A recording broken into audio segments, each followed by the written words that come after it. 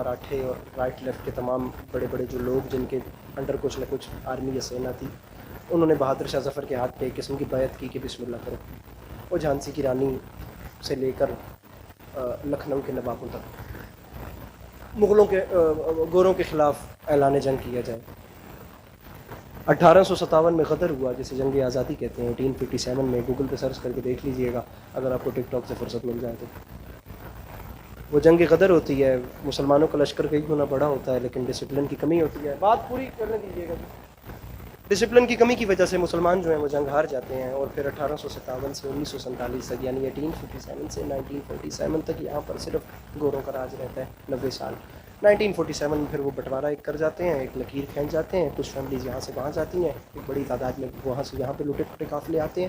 القصہ مختصر 1857 سے 1947 تک یہ جو 90 سال ہیں، اس میں کوئی بادشاہ، کوئی مہاراجہ، کوئی ایسا ویسا نہیں رہا، صرف گورا راج رہا ہے. انگریزوں کی حکومت رہی ہے.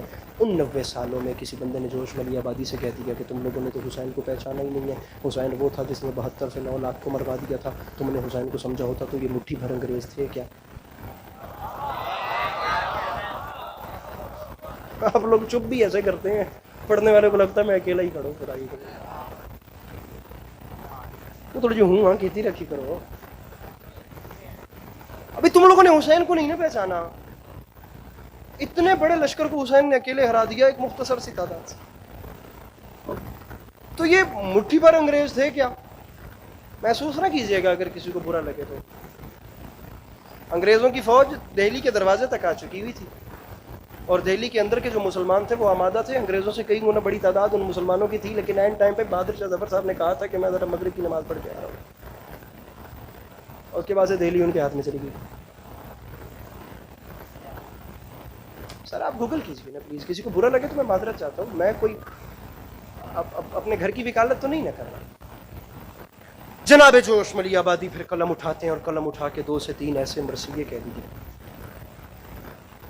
انقلاب اور حسین، عظمت انسان، موجد و مفکر. سر یہ جوش کے مرثیے ایسے ہیں کہ اگر آپ لوگ پڑھ لیں 15 منٹ نکال کے.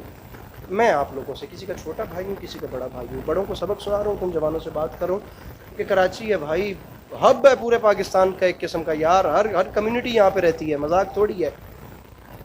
کون سا وہ طبقہ ہے جو یہاں پہ آباد نہیں ہے؟ کون سے وہ لوگ ہیں جن کے ساتھ آپ لوگوں کی بحثیں اور باتیں نہیں ہوتی؟ لڑائی والا تو میں بنتا ہی نہیں ہوں، لیکن اگر آپ لوگ یہ چند چیزیں پڑھ لیں، آپ کو کسی اسلامک لیکچرر کی ضرورت نہیں ہے، کسی موٹیویشنل اسپیکر کی ضرورت نہیں ہے. جوش ملی آبادی نے بتایا ہے کہ حسین ہیرو کتنے بڑے تھے. کر دیا ثابت یہ تو نے اے دلاور آدمی، زندگی کیا موت سے لیتا ہے ٹکر آدمی. جوش فرماتے ہیں کاٹ سکتا ہے رگے گردن سے خنجر آدمی، لشکروں کو روند سکتے ہیں 72 آدمی.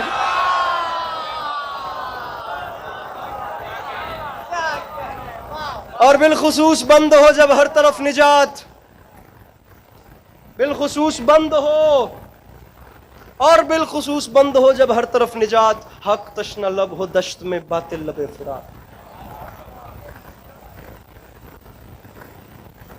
یہ جو میں ٹائم لگا رہا ہوں نا، میں یہاں پر 2 مناظرانہ باتیں کروں تو مجمع اٹھ کے بھی بول پڑے گا، لیکن مسئلے کا حل نہیں نکلے گا.